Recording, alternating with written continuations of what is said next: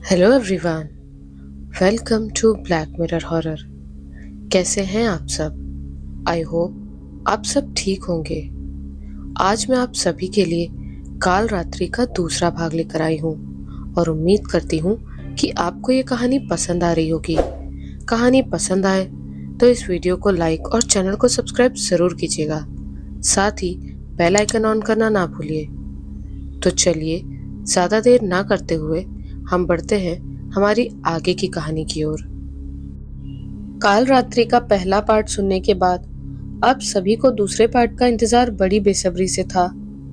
ये बात मैं अच्छी तरह से जानती हूँ, इसलिए मैंने आपको ज्यादा इंतजार नहीं करवाया और काल रात्रि के पहले पार्ट के बाद बहुत ही जल्द उसका दूसरा पार्ट लेकर आपके सामने हाजिर हूँ।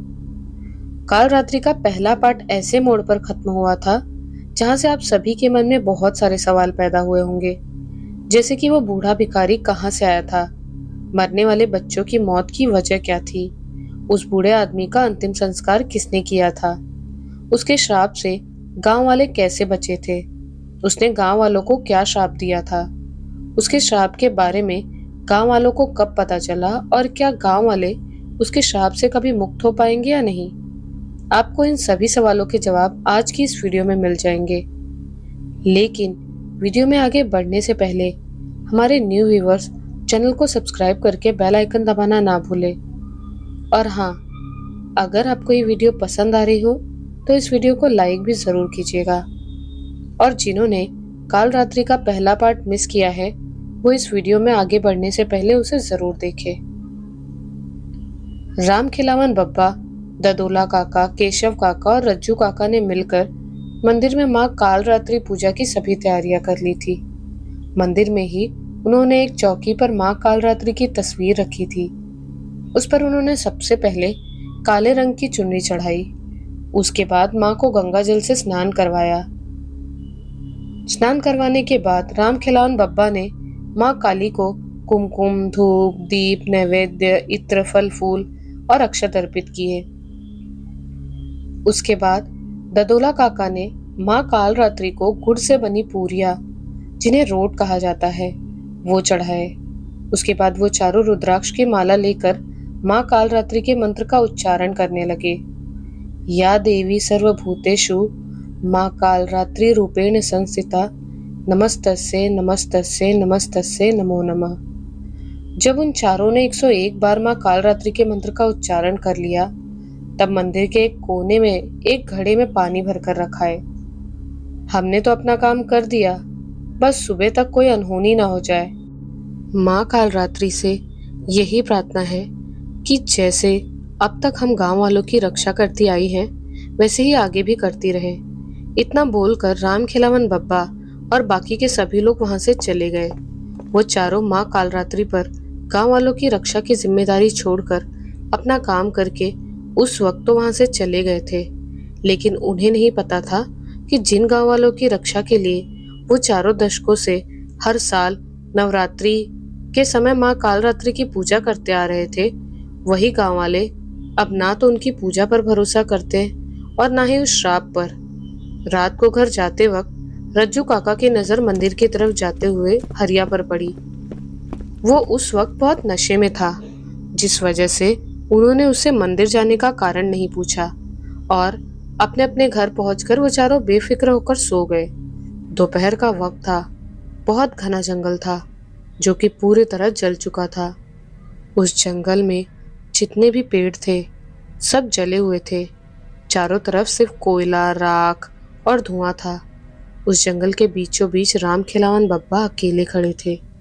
उन्हें समझ में नहीं आ रहा था कि वो वहां कैसे पहुंचे। खुद को अकेला पाकर वो बहुत ज्यादा डरे हुए थे और जल्द से जल्द जंगल से बाहर निकलना चाहते थे, जिस वजह से वो बेतहाशा भागे जा रहे थे। लेकिन गोल गोल घूमकर वो उसी जगह पर आ जाते थे जहां से वो भागना शुरू करते थे। वो कुछ समझ नहीं पा रहे थे कि आखिर वो करे तो क्या करे, क्योंकि वो पहली बार था जब उनके साथ वैसा कुछ हुआ था। काफी देर तक भागते रहने की वजह से उनका गला सूख गया था और वो जले हुए जंगल में पानी की तलाश करने लगे, लेकिन उन्हें उस जंगल में राख के अलावा कुछ नहीं मिला। तभी उनकी नजर एक जले हुए पेड़ पर पड़ी जिस पर एक बूढ़ा आदमी बंधा हुआ था और वो पानी पानी चिल्ला रहा था। उस बूढ़े आदमी की पुकार सुनकर राम खिलावन बब्बा उस पर तरस खाके उसे छुड़ाने के लिए उसके पास जाते हैं। उस बूढ़े आदमी के पास जाकर वो देखते हैं कि उसका पूरा शरीर लहूलुहान है और उसके हाथ पैर की हड्डियां भी टूट चुकी हैं। उसके सिर से बहुत ज्यादा खून बह रहा था। वो बूढ़ा आदमी पानी के अलावा कुछ भी नहीं बोल पा रहा था। राम खिलावन बब्बा उस बूढ़े आदमी को रस्सियों से आजाद करने की कोशिश करने लगते हैं। तभी उनकी नजर वहीं पास ही रखे घड़े पर पड़ती है जो कि पानी से पूरी तरह भरा हुआ था। प्यास से बेहाल राम खिलावन बब्बा पानी देखकर ललचा जाते हैं और उस बूढ़े आदमी को उसी हालत में छोड़कर वो घड़ा उठा लेते हैं। लेकिन तभी उनके कानों में एकदम धीमी आवाज गूंजी, पानी, किसी ने मुझे पानी नहीं दिया, तू भी उन्हीं के जैसा है क्या? उसके बाद राम खिलावन बब्बा वो घड़ा उस बूढ़े के मुंह से लगा देते हैं। वो बूढ़ा आदमी पानी पी ही रहा होता है कि तभी वहां हरिया आ जाता है और घड़े को हाथ मार के गिरा देता है और जोर जोर से हंसने लगता है। ये तूने क्या किया? एक बूढ़े को पानी भी नहीं पीने दिया। तुझे इस कुकर्म की बहुत भयानक सजा मिलेगी। भगवान तुझे नरक में भी जगह नहीं देगा। राम खिलावन बब्बा बहुत गुस्से में बोले। उनकी बात सुनकर हरिया हंसता रहा। पानी पानी चिल्लाता हुआ वो बूढ़ा आदमी दम तोड़ देता है। तू कब तक ये ढोंग करता रहेगा? तू किसे धोखा दे रहा है? मैं बेवकूफ नहीं हूँ। अब ये ढोंग करना बंद कर दे। तू किसे घड़े भर भर कर पानी पिलाता है? तेरे हाथों से पानी पीने वाला कोई नहीं है यहाँ। अब मैं तेरा ढोंग और नहीं चलने दूंगा। ये सब बोलते बोलते हरिया बेहोश हो गया।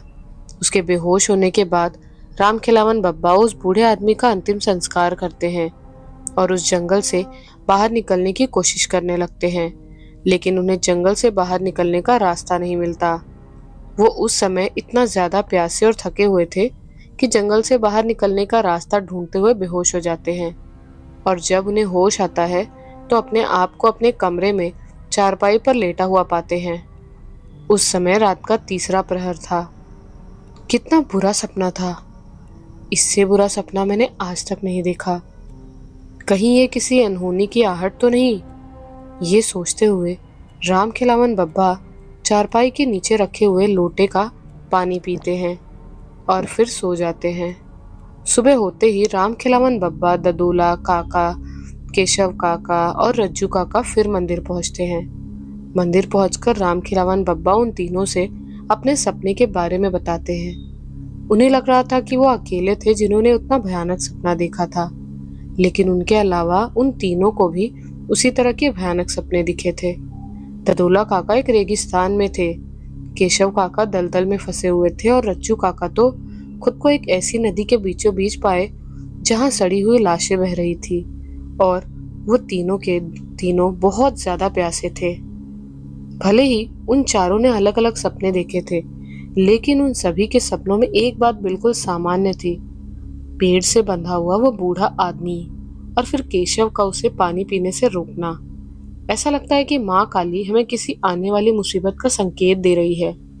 ये बातें करते हुए वो चारों वहीं फूटा हुआ घड़ा देखते हैं जो उन्होंने रात के वक्त पूजा करने के बाद रखा था। वहीं पास ही हरिया बेहोश पड़ा था। हे माँ काली, ये इस नशेड़ी ने क्या अनर्थ कर दिया? अब इस गांव की रक्षा कौन करेगा? काश मैंने इसे उसी वक्त यहाँ आने से रोक दिया होता तो ये अनर्थ ना होता। घबराकर रज्जू काका बोले। रज्जू काका के अलावा उन तीनों ने भी रात के वक्त हरिया को मंदिर जाते हुए देखा था, लेकिन उन्होंने भी उसे नहीं रोका। इस बात पर वो चारों बहुत पछता रहे थे, लेकिन अब जो हो गया था उसे बदला तो नहीं जा सकता था, इसीलिए उसके बारे में सोचकर कुछ भी फायदा नहीं था। जिस वजह से वो चारों अब आगे क्या करना है उसके बारे में सोचने लगे। तभी हरिया अचानक उठकर बैठ गया। वो गया, वो आ गया, वो अब किसी को नहीं छोड़ेगा, वो सबको मार देगा। मुझे उससे बचाओ, मुझे बचाओ उससे, चिल्लाता हुआ वो वहां से भागा। उस वक्त भी उन चारों में से किसी को अपनी जान की परवाह नहीं थी। उन्हें सिर्फ गांव वालों की चिंता थी, जिस वजह से उन्होंने जल्द से जल्द गांव वालों को आने वाले खतरे से आगाह करने की कोशिश की। लेकिन ज्यादातर गांव वालों ने उनकी बातों पर भरोसा नहीं किया। लेकिन उन्हीं की तरह कुछ बुजुर्ग थे जिन्होंने उनकी बातों पर भरोसा किया और आने वाले खतरे से बचने का उपाय ढूंढने लगे। बाकी सब बेफिक्र होकर अपने अपने कामों में लगे रहे। उसी दिन दोपहर के वक्त एक बूढ़ा आदमी हाथ में लाठी लिए पूरे गांव में घूमता है और हर घर का दरवाजा खटखटाकर पानी मांगता है। कोई उसे पानी नहीं देता और कोई देता है। जिसने भी उस बूढ़े आदमी को पानी दिया था वो सभी हैरान थे, क्योंकि उस बूढ़े आदमी ने न तो पानी पिया था और न ही पानी के बर्तन को हाथ लगाया था। हाँ, लेकिन जिसने भी उसे पानी दिया था उसने ये जरूर कहा था कि माँ काली उसकी रक्षा करेंगी। शाम होते होते उस बूढ़े आदमी की बात पूरे गांव में फैल चुकी थी। राम खिलावन बब्बा, ददोला काका, केशव काका और रज्जू काका के अलावा एक बार फिर से जो लोग गांव की रक्षा करना चाहते थे वो सभी मंदिर में थे और एक बार फिर से गांव वालों की रक्षा कैसे की जाए इस बारे में विचार कर रहे थे, जिस वजह से उन्हें उस बूढ़े आदमी के बारे में पता नहीं था। शाम के वक्त जब वो वापस गांव आए तब उन्हें उसके बारे में पता चला। वो बूढ़ा कोई और नहीं बल्कि वही था। आज 60 सालों बाद गांव वालों को उसने अपने होने का प्रमाण दिया था। वो अब आगे क्या करेगा ये तो वही जानता था। आज की रात गांव वालों के साथ होने वाली अनहोनी में माँ काली रक्षा करे, यही उनकी प्रार्थना थी। उस बूढ़े आदमी के बारे में जानकर हाथ जोड़कर केशव काका ये बोले। तभी एक आदमी भागता हुआ उनके पास आया और बोला, हाँ, हरिया तालाब में डूबकर मर गया। उसकी बात सुनकर ददुल्ला काका घबरा कर बोले, वो मरा नहीं बल्कि उसे मारा गया है और उसे मारने वाला कोई और नहीं बल्कि वही है। वो रात सच में ही गांव वालों के लिए खौफनाक रात साबित होने वाली थी, क्योंकि 60 सालों तक जो रुका हुआ था वो आज़ाद हो चुका था और बहुत ज़्यादा गुस्से में भी था, क्योंकि एक बार फिर गांव वालों ने उसके साथ वही किया जो उसके साथ 70 साल पहले किया था। मतलब उसकी प्यास नहीं बुझाई थी। हरिया की मौत रात के वक्त हुई थी, जिस वजह से उसका अंतिम संस्कार नहीं किया गया था। उसकी लाश को उसके घर में रखा गया था और रात के वक्त वहाँ गांव के बड़े बुजुर्ग बैठे हुए थे। ये तो आपको पता ही होगा कि रात के वक्त लाश को अकेला इसीलिए नहीं छोड़ा जाता क्योंकि लाश को अकेला छोड़ने पर लाश के पास बहुत सारी आत्माएं आती हैं और उस पर कब्जा करने की कोशिश करती हैं। उन लोगों में वो चारों भी शामिल थे। वो रात का लगभग तीसरा प्रहर था। हरिया के घर वालों के अलावा लगभग सभी को नींद आ रही थी और वो सभी उबासी ले रहे थे। उन सबकी आंखें बंद होने लगी। तभी एक आवाज आई, ये तो अभी शुरुआत है। अभी इस गांव से और लाशें उठना बाकी है। जिस तरह मेरी लाश सड़ रही थी उसी तरह इस गांव के लोगों की लाशें भी सड़ेंगी। वो आवाज सुनकर सभी लोग चौकन्ने हो गए और अपने आसपास देखने लगे। तभी उन्हें कुछ लोगों की चीख पुकार सुनाई देने लगी। वो समझ नहीं पा रहे थे कि आखिर वो क्या करे। उस रात 3 लोग और पानी में डूबकर मरे थे। वो सभी नींद में थे और अचानक से जाकर कुएं में कूद गए। उसके अगले दिन गांव में मातम पसरा हुआ था, क्योंकि सुबह होते ही 4 लोगों का अंतिम संस्कार किया गया था। अंतिम संस्कार करने के बाद गांव की भलाई चाहने वाले लोग एक बार फिर से माँ काली के मंदिर में इकट्ठा हुए और गांव वालों को उस बूढ़े आदमी के श्राप से मुक्त करने का उपाय सोचने लगे। काफी सोच विचार करने के बाद जब उन्हें कोई उपाय समझ में नहीं आया, तब उन्होंने फिर से वही उपाय करने का सोचा जो 60 साल पहले किया गया था। लेकिन उनमें से किसी को ये पता नहीं था कि पहली बार जो उपाय किया गया था फिर से वही उपाय काम करेगा या नहीं। सिर्फ इतना ही नहीं, उनमें से किसी को भी अच्छी तरह से याद नहीं था कि पहली बार क्या किया गया था। उन्हें सिर्फ इतना याद था कि उस बूढ़े आदमी के मरने के बाद गांव में लगातार अगले 10 सालों तक दुर्घटनाएं होती रही, जिसमें गांव के बहुत से लोगों ने अपनी जानें गंवाई थी। और फिर गांव में कुछ साधु भी आए थे जिनके किए उपाय से गांव वाले सुरक्षित हुए थे।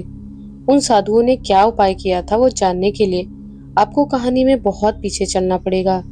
जिस रात गांव वाले मंदिर में भक्ति गाकर मां काली को बुलाने की कोशिश कर रहे थे और फिर उन्हें गांव में आग की लपटें उठती हुई दिखाई दी थी, उसी रात गांव वालों ने पहली बार उस बूढ़े आदमी की आत्मा को देखा था और उसकी धमकी भी सुनी थी। उस रात के बाद गांव वालों की जिंदगी बद से बदतर हो गई थी, क्योंकि हर बीतते दिन के साथ उनका खौफ बढ़ता ही जा रहा था। गांव वाले ये तो जान चुके थे कि रात के वक्त उनसे पानी कौन मांगता था और रात में पहरा देने वाले लोग किसे देखकर डरे थे। जो लोग उस बूढ़े आदमी की आत्मा को देखकर डरे थे, उनमें से सिर्फ भूपेंद्र सिंह ही ठीक हो पाया था, क्योंकि उसके पिता उसे एक बड़े तांत्रिक के पास ले गए थे। उस तांत्रिक का नाम चंद्रा स्वामी था।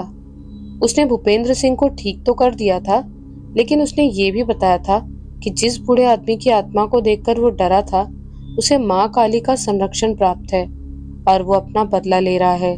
जब तक वो अपना बदला पूरा नहीं कर लेगा, तब तक वो रुकने वाला नहीं है और उसे रोकने की शक्ति किसी में भी नहीं है।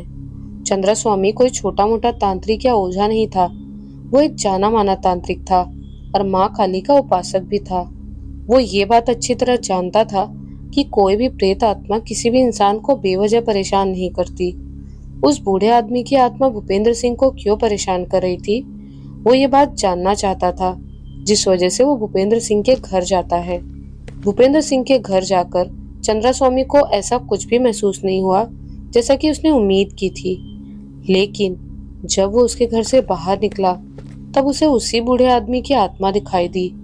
न सिर्फ दिखाई दी, बल्कि उसने उससे बातें भी की। उससे बात करने के बाद चंद्रा स्वामी उस गांव में दोबारा लौटकर नहीं आया और न ही उस गांव के किसी भी व्यक्ति का उसने फिर कभी इलाज किया। उसने वैसा क्यों किया, ये तो आप सभी समझ ही गए होंगे।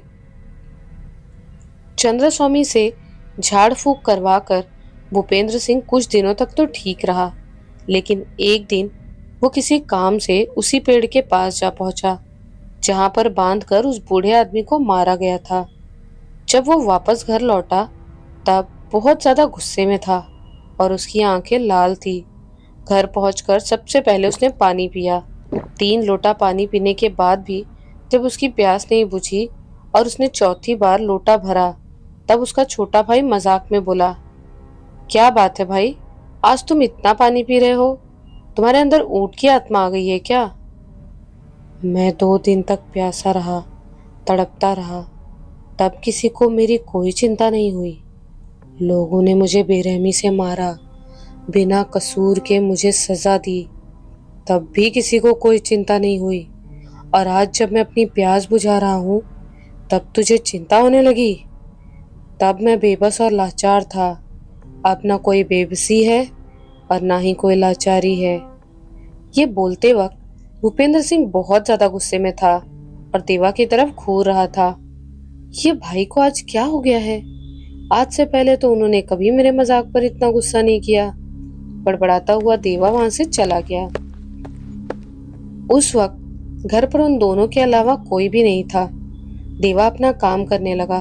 उसने ध्यान ही नहीं दिया कि उसका बड़ा भाई भूपेंद्र कहाँ है और क्या कर रहा है। वो तो ये समझ ही नहीं पाया था कि उस वक्त उसका भाई अकेला नहीं है, बल्कि उसके साथ कोई और भी है। देवा जब घर के पीछे वाले कुएं से पानी भरने गया, तब उसने देखा कि कुएं में उसके भाई की लाश पड़ी है। वो ये समझ ही नहीं पाया था कि उसके भाई ने आत्महत्या की है या फिर उसकी हत्या हुई है, क्योंकि उसके पास आत्महत्या करने की कोई वजह नहीं थी। भूपेंद्र सिंह की मौत तो सिर्फ एक शुरुआत थी, क्योंकि उस बूढ़े आदमी की आत्मा ने अपना बदला लेना शुरू कर दिया था। भूपेंद्र सिंह के मरने के बाद अगले कुछ महीनों तक गांव के और भी लोग उसी की तरह पानी में डूबकर मरे थे। पहले तो गांव वालों को उन सभी लोगों की मौतें सामान्य लगी, लेकिन जब उन्हें समझ में आया कि सभी लोग लगभग एक तरीके से ही मर रहे हैं, तब वो समझ गए कि गांव को किसी का श्राप लगा है या कोई बुरा साया गांव वालों को मार रहा है। और उससे बचने के लिए उन्होंने बहुत से हवन और यज्ञ भी किए, लेकिन उसका कुछ भी असर नहीं हुआ। मौतों का सिलसिला लगातार जारी रहा। हवन और यज्ञ बेअसर होने के बाद गांव वालों ने बहुत से तांत्रिक भी बुलाए, लेकिन वो भी ये पता लगाने में असमर्थ रहे कि गांव वालों को कौन मार रहा है या गांव को किसका श्राप लगा है, क्योंकि उस बूढ़े आदमी की आत्मा बहुत शक्तिशाली हो चुकी थी, जो किसी भी तांत्रिक की पकड़ में नहीं आ रही थी। भले ही चंद्रा स्वामी उस गांव के किसी भी व्यक्ति का इलाज नहीं करना चाहता था, लेकिन दूसरे तांत्रिक थे जो उस गांव में आए थे, लेकिन वो कुछ भी नहीं कर पाते थे। सब कुछ कर लेने के बाद जब कोई भी नतीजा नहीं निकला, तब गांव वालों ने हार मान ली और ये मान लिया कि गांव को सच में किसी का श्राप लगा है और उससे कोई नहीं बचेगा, क्योंकि साल में 7-8 लोग पानी में डूबकर मर जाते थे। ये सिलसिला लगभग 9 सालों तक चलता रहा, लेकिन गांव के किसी भी व्यक्ति के दिमाग में ये बात नहीं आई कि उन्होंने 9 साल पहले क्या किया था और उनके साथ जो कुछ भी हो रहा है वो उसी का नतीजा है, या हो सकता है गांव शापित है। ये बात दूर दूर तक फैल चुकी थी, जिस वजह से उस गांव में कोई भी नहीं आता था। आना तो दूर की बात है, दूसरे गांव का कोई भी व्यक्ति उस गांव से रिश्ता भी नहीं जोड़ना चाहता था। मतलब सब ने उस गांव को नकार दिया था और उस गांव के लोगों से दूर रहना पसंद करते थे, जिस वजह से वो गांव बंजर और वीरान हो गया था और वहां रहने वाला हर एक इंसान डर के साए में जीने को मजबूर था। गांव के हर एक व्यक्ति ने नदी और तालाब से दूरी बना ली थी। कुएं के पास भी जाने से वो सभी डरते थे, लेकिन वहां जाना उनकी मजबूरी थी, नहीं तो वो प्यासे मर जाते। उन्होंने ये मान लिया था कि एक न एक दिन उनकी भी मौत वैसे ही हो जाएगी जैसे और लोग मरे हैं। गांव के लोगों ने माँ काली की बहुत पूजा की और उन्हें बुलाने की कोशिश की, लेकिन जब उनकी पूजा का कोई असर नहीं हुआ, तब कुछ लोगों के अलावा हर एक आदमी ने माँ काली की पूजा करना बंद कर दिया। गांव के लोग माँ काली की पूजा करके हार गए थे, लेकिन जब उनकी पूजा का कोई असर नहीं हुआ, तो गांव के लगभग सभी लोगों ने मंदिर जाना बंद कर दिया। सिर्फ कुछ लोग ही थे जिन्हें ये उम्मीद थी कि कभी ना कभी माँ काली उनकी प्रार्थना सुनेंगी और उनकी रक्षा करेंगी। इसीलिए वो लगातार माँ की पूजा अर्चना करते रहे। वो लोग कौन थे, शायद मुझे आपको ये बताने की जरूरत नहीं है। फिर एक दिन एक चमत्कार हुआ जिसकी उन लोगों को उम्मीद थी। गांव में कुछ साधु आए और उन्होंने माँ काली के मंदिर में ही डेरा डाला। दिखने में वो सभी साधु सामान्य लग रहे थे, जिन्होंने भगवा रंग के वस्त्र धारण किए हुए थे, लेकिन वो बिल्कुल भी साधारण नहीं थे, क्योंकि वो सभी साधु बहुत बड़े अखाड़े से जुड़े हुए थे। वो सभी लगभग हर तरह की तंत्र विद्या के जानकार थे और उन्होंने बहुत से मंत्र सिद्ध किए हुए थे। उन सभी में रत्नेश्वर नाम का एक साधु था, जो उन सभी में सबसे अधिक ज्ञानी था और वो सभी उसे अपना गुरु मानते थे। वो रात के वक्त आए थे, जिस वजह से गांव वालों को उनके बारे में जानकारी नहीं थी। अगली सुबह होते ही गांव वालों ने जब साधुओं को खेत खलियान में घूमते हुए देखा, तब उन्हें उनके बारे में पता चला। वो साधु सूखे उपले इकट्ठे कर रहे थे, उपले जिन्हें कंडे भी कहा जाता है। उपले इकट्ठे करने के बाद वो सभी साधु मंदिर लौट गए और उनमें आग लगाई। आग लगाने के बाद उन्होंने उन जलते हुए कंडों से अलग अलग बहुत सारे गोल घेरे बनाए और सभी साधु उनके बीच बैठकर तपस्या करने लगे। गांव वाले उन्हें देखकर हैरान थे, क्योंकि उन्होंने पहले किसी को भी वैसा करते हुए नहीं देखा था। गांव वालों की हैरानी की वजह उन सभी का जलते हुए अंगारों के बीच बैठना नहीं था, बल्कि गर्मी के मौसम में अंगारों के बीच बैठना था। गांव वाले पहले तो उनसे बात करने से झिझक रहे थे, लेकिन फिर उन्होंने उनसे बात की और अपनी समस्या बताई। गांव के अंदर कदम रखते ही रत्नेश्वर को पता चल गया था कि गांव में कोई परेशानी है और उससे छुटकारा कैसे पाया जा सकता है। गांव वालों की बात सुनकर रत्नेश्वर ने उनसे पूछा कि उन्होंने 9 साल पहले क्या किया था, क्योंकि उसी की वजह से उनका गांव शापित है। गांव वालों ने उनसे सब कुछ बताया कि उन्होंने 9 साल पहले क्या किया था। उनकी बात सुनकर रत्नेश्वर बहुत ज्यादा गुस्सा हो गए और बोले, तुम लोगों ने जिसे एक मामूली भिखारी समझकर मार दिया था, वो कोई मामूली इंसान नहीं, बल्कि एक बहुत बड़े तपस्वी थे, जो दुनिया की मोह माया छोड़ चुके थे। गलतफहमी का शिकार होकर तुम सब ने एक ऐसे इंसान की बेरहमी से हत्या की थी, जो इंसान कभी किसी का बुरा नहीं सोच सकता था। तुम लोगों ने सोचा कि वो गांव के बच्चों को मार रहा है, लेकिन उन बच्चों की मौत की वजह एक बीमारी थी, जिसकी वजह से आज भी इस गांव के बच्चे मर रहे हैं और आगे भी मरते रहेंगे। मरने से पहले उन्होंने इस गांव को श्राप दिया था कि जब तक ये गांव बर्बाद नहीं हो जाएगा, तब तक उनकी आत्मा को मुक्ति नहीं मिलेगी। जब तक इस गांव का एक भी व्यक्ति जिंदा है, तब तक उनकी आत्मा यहीं भटकती रहेगी। तुम लोगों ने जो कुछ भी किया है, उसकी वजह से माँ काली तुमसे नाराज है। रत्नेश्वर की बात सुनकर सभी गांव वाले उनके सामने हाथ जोड़कर गिड़गिड़ाए और उनसे विनती की कि वो उन्हें उसके श्राप से बचाएं। रत्नेश्वर गांव वालों की मदद करने को तैयार हो गए। उसके लिए उन्होंने नवरात्रि का वक्त चुना, क्योंकि वो जानते थे कि उस आत्मा को तंत्र मंत्र से अब नहीं रोका जा सकता। उन्हें सिर्फ माँ काली के आशीर्वाद से ही रोका जा सकता है। और एक हफ्ते बाद नवरात्रि भी थी। रत्नेश्वर के कहे अनुसार गांव वालों ने माँ काली के मंदिर में नवरात्रि की तैयारियां शुरू कर दी थी। मंदिर के पास एक छोटा सा पंडाल बनाया गया, जिसमें माँ दुर्गा की एक मूर्ति स्थापित की गई। राम खिलावन बब्बा, ददोला काका, केशव काका, रज्जू काका और उनके माता पिता के अलावा सिर्फ कुछ गिने चुने लोग और थे जिन्हें रत्नेश्वर पंडाल में जाकर माँ की पूजा करने की अनुमति देते हैं। उनके अलावा सभी गांव वालों को पंडाल के अंदर भी नहीं घुसने देते थे। रत्नेश्वर ने भूपेंद्र सिंह के पिता को भी माँ की पूजा करने की अनुमति दी थी।